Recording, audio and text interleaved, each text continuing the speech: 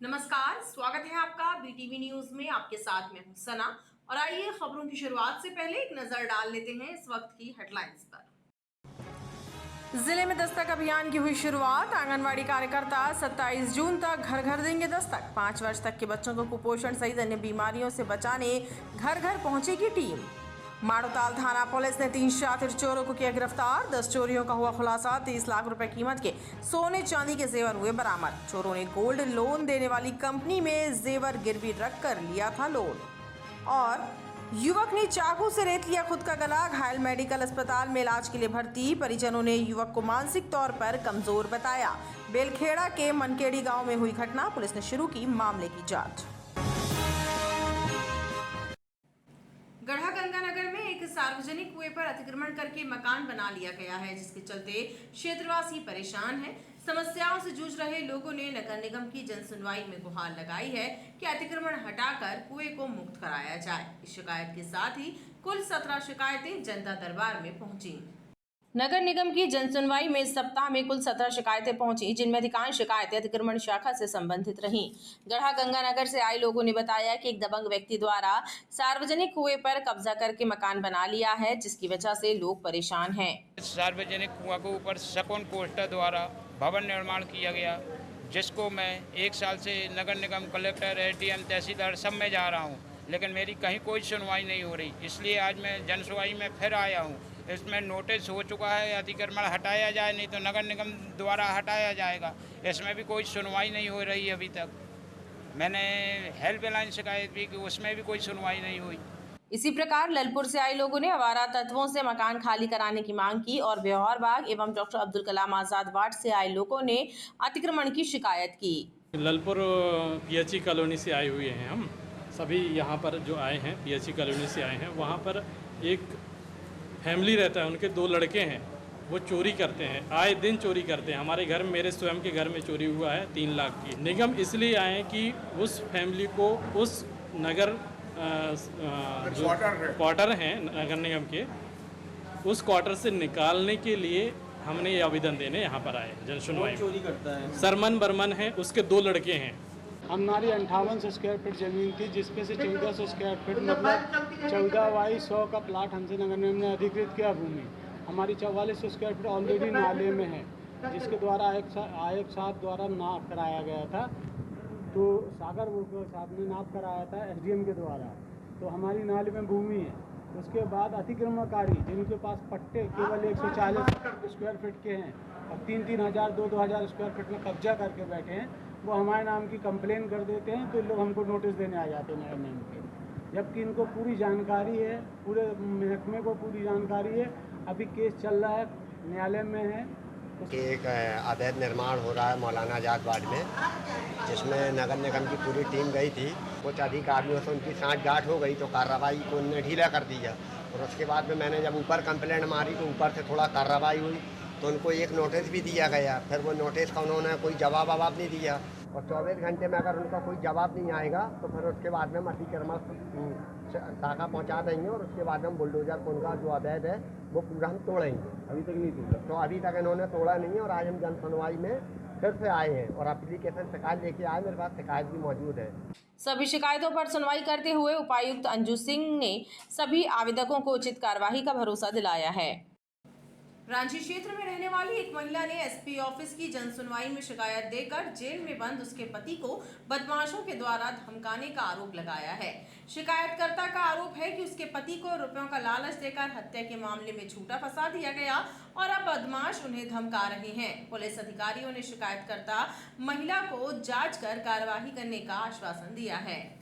Police अधीक्षक कार्यालय की साप्ताहिक जनसुनवाई में इस मंगलवार को भी आवेदकों का तांता लगा रहा। एसपी आदित्य कुमार सिंह सहित एडिशनल एसपी और डीएसपी स्तर के अधिकारियों ने जनता दरबार के माध्यम से आवेदकों की शिकायतों को सुना।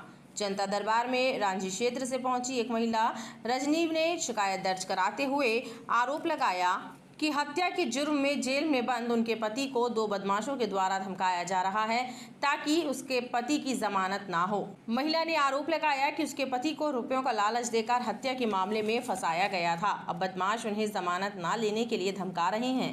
मेरे हस्बैंड जेल में हैं और उनको जेल के अंदर धमकियां मिल रही हैं राहुल राजपूत और सुभाष मराठा की ओर से। सर उनको ये धमकियां मिल रही हैं कि तुम अपनी बेल मत लगवाओ। अगर सर उनको ये डर है अगर इनकी बेल हो गई तो वो सब आके थाने में सब कुछ बता देंगे सर, सारी सच्चाई बता देंगे कि ये कांड राहुल राजपूत ने किया था। सर मेरे पति बेकसूर हैं, वो इस सज़ा में फंसाए जा रहे हैं, उनको फंसाया गया है सर, तो मैं अपने पति की बेल मांग करना चाहती हूँ सर। वहीं गुरंदी निवासी श्याम बाबा सोनकर नामक एक आवेदक ने भी उनसे धोखाधड़ी करने की शिकायत दर्ज कराई है। मैं जन सुनवाई में इसलिए आया हूं कि पूनम जायसवाल ने मेरे साथ में 420 करके मुझसे 42,000 रुपये नकद प्राप्त कर लिए और उन्होंने मुझे एक ई रिक्शा बेचा। 3 महीने तक हमसे किस्त लिया 6,500 रुपये के हिसाब से और उन्होंने बोला कि जब मैंने इनसे रसीद मांगा तो इन्होंने अभी मिलेगी जब ही मिलेगी। फिर उसके बाद उन्होंने हमारे घर के पास से राजू अहिरवार और पूनम जायसवाल और दीपक जायसवाल इन्होंने मिलके हमारे घर के पास से गाड़ी चोरी करके ले गए, जिस पर 10 दिन तक का तो बोलते हैं भटौली ग्वारी घाट के पास छुपा के रखे थे, बिना नंबर की गाड़ी चला रहे थे। और ये मेरे को ब्लैकमेल कर रही है कि मेरे को 20,000 रुपये दो, जब मैं तुम्हारी गाड़ी ग्वारी घाट थाने से छुड़वा कर तुमको दूंगी। मैं ये चाह रहा हूँ कि इसके ऊपर 420 की कार्रवाई हो। श्रीमान एसपी महोदय के यहाँ आज जन सुनवाई में मैं आया हूँ कि इसके ऊपर कार्रवाई हो और हमारी गाड़ी और हमारा पैसा दिलाया जाए। वहीं घमापुर थाना क्षेत्र से आए कुछ आवेदकों ने क्राइम ब्रांच में पदस्थ कुछ पुलिस कर्मियों के विरुद्ध प्रताड़ित करने और झूठे प्रकरण में फंसाने की धमकी देने के आरोप लगाए हैं। पुलिस अधिकारियों से मामले की निष्पक्ष जांच कर कार्यवाही करने की मांग की है। ज्ञापन दिया, उसके विरोध में हमारे यहाँ कुछ पुलिस वाले गए, जेपी मिश्रा है और एक बीरेन सिंह है।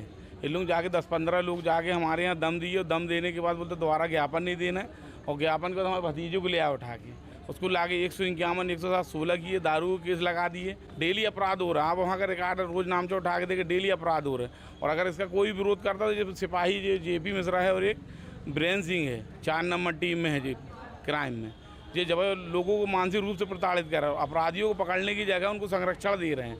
आए दिन बम गोली चल रहे हैं, आए दिन अपराध हो रहे हैं। और अगर ज़्यादा कोई उसका विरोध करता है तो जो फर्जी केस लगाने की धमकी देते हैं लोग। एसपी साहब से बताया, एसपी साहब ने आश्वासन दिया, बोलते मैं उसकी पुनः जांच करवाऊंगा और जांच कर उनके ऊपर कार्रवाई करूँ, उचित कार्रवाई करूँ। जनता दरबार में 70 से ज़्यादा शिकायतें दर्ज की गई, जिनमें घरेलू विवाद, संपत्ति विवाद, साइबर फ्रॉड संबंधित शिकायतें भी थीं।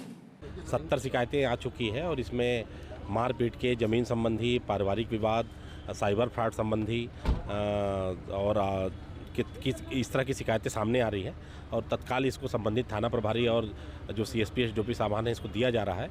और इसमें निर्धारण है कि 7 दिवस के भीतर इसमें ठोस कार्रवाई कर इसका प्रतिवेदन यहाँ भेजने हेतु निर्देशित किया गया है। पुलिस अधिकारियों ने शिकायतकर्ताओं की शिकायतें सुनने के बाद उन्हें शिकायतों की जांच कर कार्यवाही करने का आश्वासन दिया। 2 बूंद हर बार, पोलियो पर जीत रहे बरकरार, इस स्लोगन के साथ जबलपुर जिले के 3,90,000 बच्चों को पल्स पोलियो का ड्रॉप पिलाया गया। जिम्मेदार अधिकारियों ने बताया कि जन जागरूकता बढ़ने से अभियान सफल हो रहा है। पोलियो पर मिली जीत को बरकरार रखने के लिए पल्स पोलियो अभियान चलाया जा रहा है। इस अभियान के तहत 22, 24 और 25 जून को करीब 3,90,000 बच्चों को पोलियो का ड्रॉप पिलाया गया।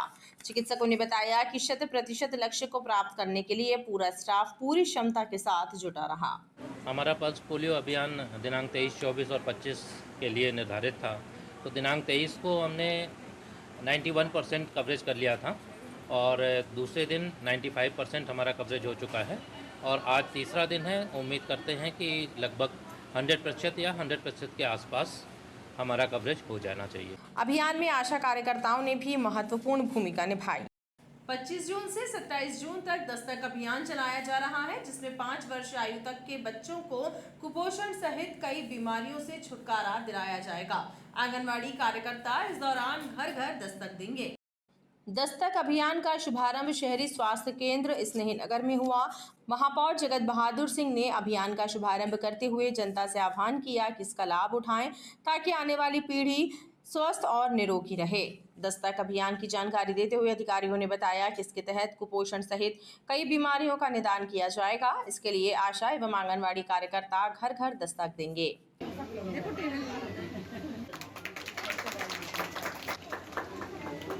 तो मैं आप सभी से निवेदन करूंगी कि आप अपने 5 साल से कम उम्र के जितने भी बच्चे हैं उनको ज़रूर लेके जाएं। आपके क्षेत्र में आशा आंगनवाड़ी दीदी जो हैं उनसे दस्तक की सेवाएं ज़रूर प्राप्त करें। जो दस्तक की सेवाएं हैं जिसमें विटामिन ए सप्लीमेंटेशन आता है, IFA की गोली मिलती है, उनकी जांच होती है कि उनका हीमोग्लोबिन का क्या स्तर है, कुपोषण की जांच की जाती है, उसमें अगर उनको किसी भी तरह की डिफॉर्मिटी है उसकी जाँच की जाती है। उसमें आपके दरवाजे पर स्वास्थ्य कार्यकर्ताएँ आती हैं और बच्चों की जाँच करती हैं। महापौर जगत बहादुर सिंह अन्नू ने कहा कि प्रदेश सरकार को आने वाली पीढ़ी की चिंता है, उन्हें निरोगी बनाने का लक्ष्य है। जिस योजना के अंतर्गत हर घर में दस्तक की जाएगी, जहां पर 0 से 5 वर्ष के बच्चे हैं, उन बच्चों के लिए उनकी जितनी प्रकार की जो भी बीमारियां हैं उसको या तो वहीं पर उसका निराकरण किया जाएगा, टीकाकरण किया जाएगा, या उनको सलाह देकर शिफ्ट किया जाएगा और उनका इलाज करवाया जाएगा। दस्तक निश्चित तौर पर बहुत लाभदायक होगा। मध्य प्रदेश की हमारे वो परिवार जो ज़रूरतमंद हैं, जबलपुर के वो परिवार जो ज़रूरतमंद हैं, उनके पास हमारा अमला, स्वास्थ्य का अमला पहुँचेगा और उनको पूर्णतः हर तरीके से उनके स्वास्थ्य को लेकर मदद करेगा, सहयोग करेगा। अभियान से जुड़े लोगों का कहना है कि 27 अगस्त तक अभियान जारी रहेगा। वृक्षारोपण और पर्यावरण के प्रति लोगों का रुझान बढ़ रहा है। संस्कार धानी के कलाकार भी अब पर्यावरण की शुद्धता के लिए पौधों का रोपण कर लोगों को वृक्षारोपण करने का संदेश दे रहे हैं।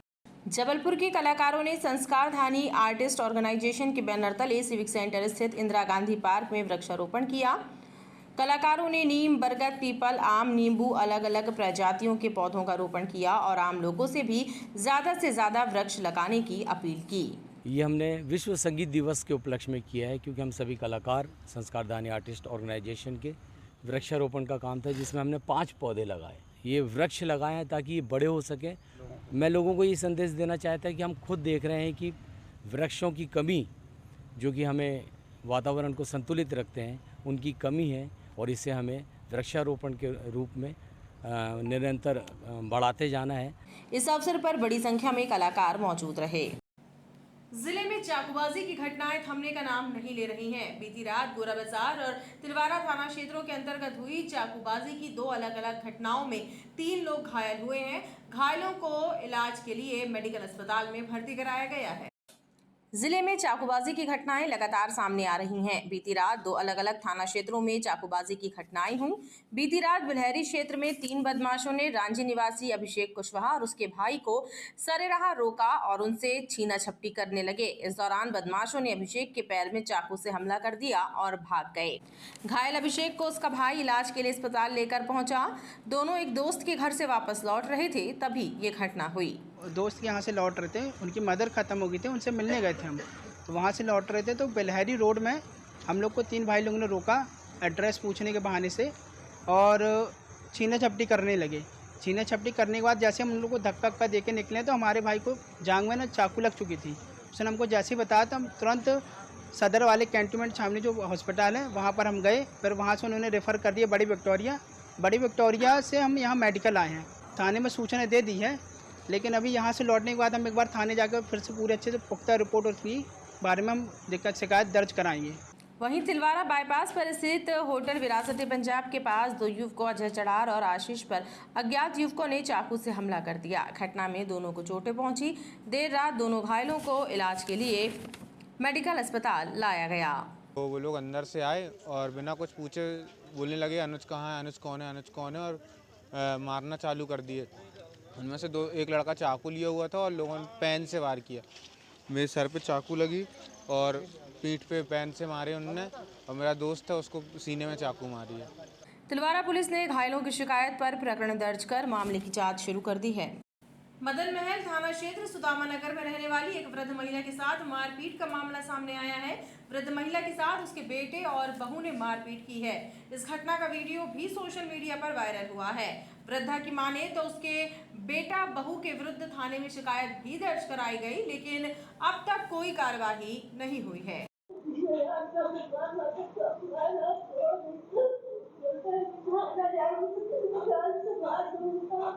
जबलपुर में बिस्तर पर करहाती ये वृद्ध महिला किसी बीमारी से परेशान नहीं है, बल्कि इनकी ये हालत कलयुगी बेटे और बहू ने की है।